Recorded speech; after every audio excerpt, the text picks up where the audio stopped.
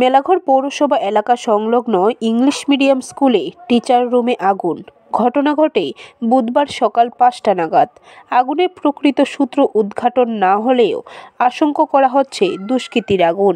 একাংশের অভিমত, স্কুলকে বদনাম করার জন্যই এই কাণ্ড সংঘটিত করা হয়েছে। যদিও বিভিন্ন সময়ে মেলাঘর ইংলিশ মিডিয়াম স্কুলে বিভিন্ন বিষয় নিয়ে বিভিন্ন অভিযোগ উঠে আসছে সংবাদ মাধ্যমে। এদিকে আশ্চর্য বিষয় হচ্ছে, স্কুলের চতুর্দিকে বাউন্ডারি থাকা সত্ত্বেও কীভাবে টিচার রুমে অগ্নিসংযোগ ঘটালো। তবে এই অগ্নিসংযোগে টিচার রুমে থাকা বিভিন্ন বই, পুস্তক ও প্রয়োজনীয় নথিপত্র পুড়ে ছাই হয়ে যায়। ইংলিশ মিডিয়াম স্কুলে 3, 4, 5 এই 3টি ক্লাসের পরীক্ষা চলছিল বলে জানা যায়।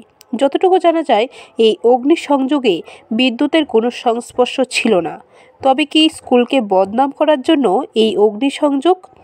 পরবর্তী সময়ে খবর দেওয়া হয় মেলাঘর অগ্নি নির্বাপক দপ্তরকে। তাহাদের সহযোগিতায় আগুন নিয়ন্ত্রণে আসে।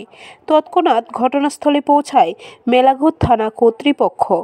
ঘটনা প্রত্যক্ষ করে তদন্ত শুরু করেছে মেলাঘর থানা কর্তৃপক্ষ।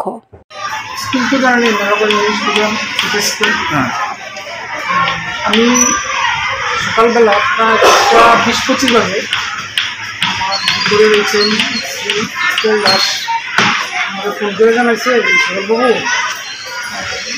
আপনি কী করতেছেন? আমি নিজের ড্রেস করতেছি, স্কুল আসতেছি। তো লেবাররা উঠেছে,